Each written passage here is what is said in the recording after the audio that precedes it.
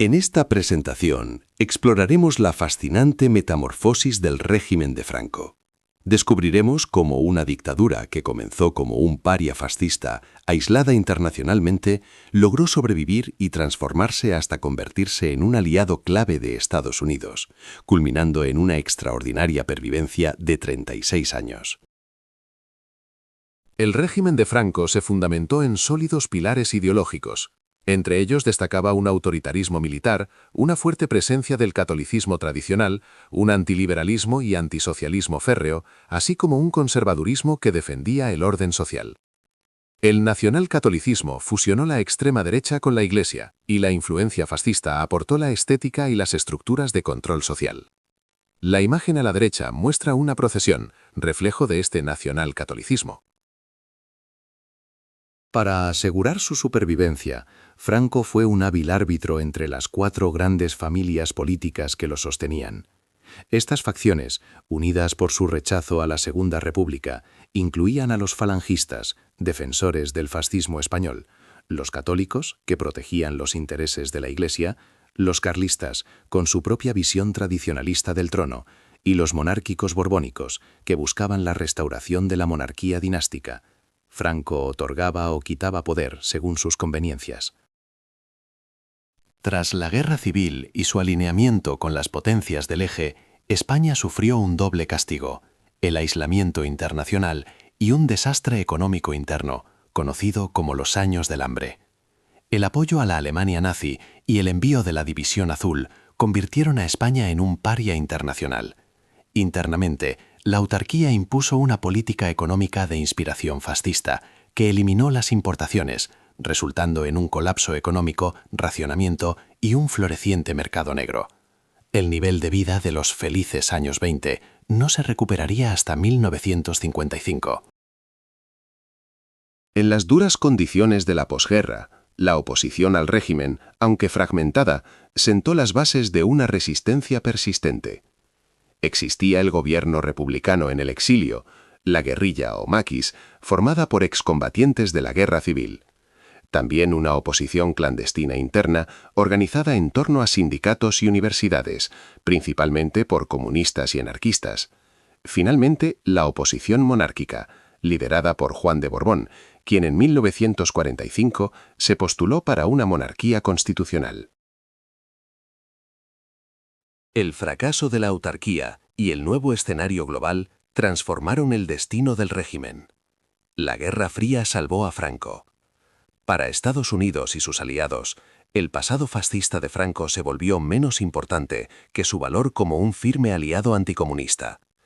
Los acuerdos de Madrid de 1953 con Estados Unidos, a cambio de bases militares en suelo español, y el concordato con la Santa Sede, marcaron un antes y un después. Esto alivió la pobreza, abrió la puerta a la inversión extranjera y permitió la integración gradual de España en las instituciones internacionales. Comprendiendo que el estancamiento económico amenazaba al régimen, Franco entregó la dirección de la economía a una nueva generación de ministros a partir de 1957, los tecnócratas. Estos, en su mayoría vinculados al Opus Dei, tenían el objetivo de superar el desastre de la autarquía y abrir la economía española a los mercados internacionales. La condición era clara: lograr crecimiento económico sin conceder libertades políticas. El Plan de Estabilización de 1959 y los polos de desarrollo fueron medidas clave para estimular el sector industrial. Durante los años 60, España experimentó un despegue económico sin precedentes, conocido como el Milagro Español.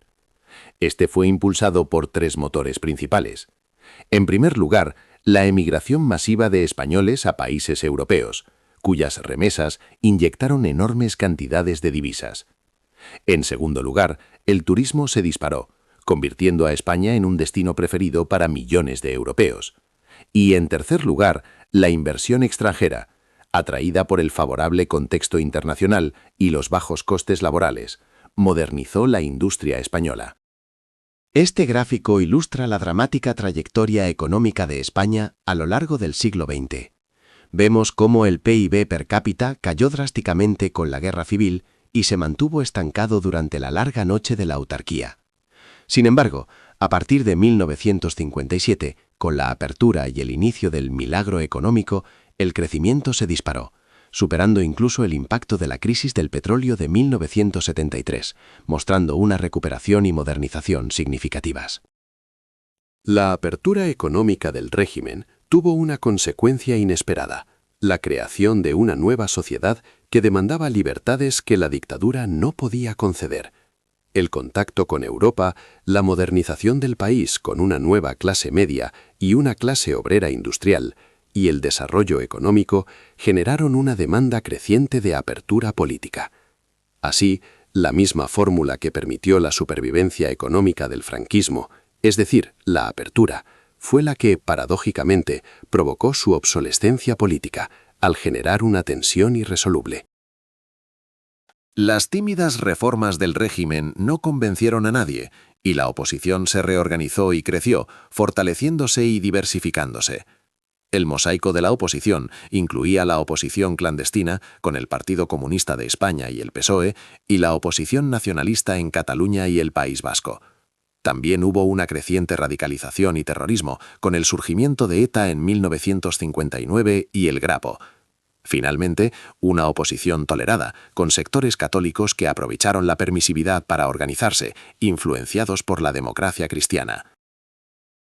Desde finales de los 60, el envejecimiento de Franco y el aumento de la contestación social llevaron al régimen a una espiral de represión e inestabilidad. En 1969, Franco nombró a Juan Carlos de Borbón como sucesor a título de rey. En 1973, nombró a Carrero Blanco como presidente del gobierno para asegurar la continuidad del franquismo.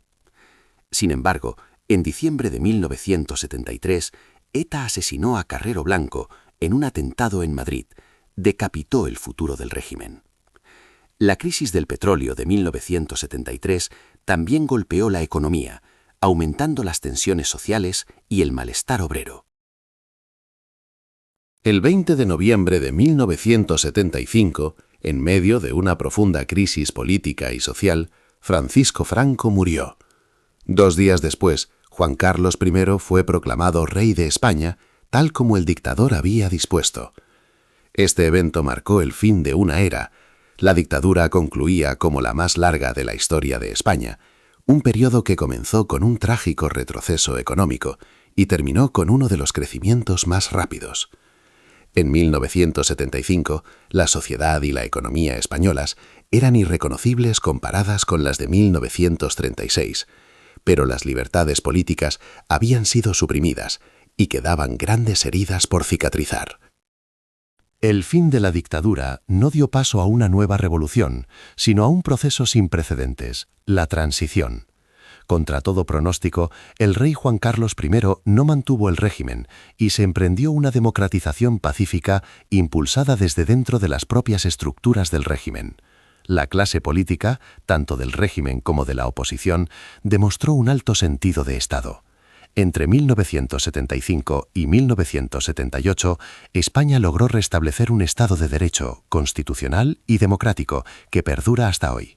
La larga y pragmática lucha por la supervivencia del franquismo transformó tanto la economía como las sociedades españolas, que a la muerte de Franco, la única salida viable y deseada por la mayoría era la democracia.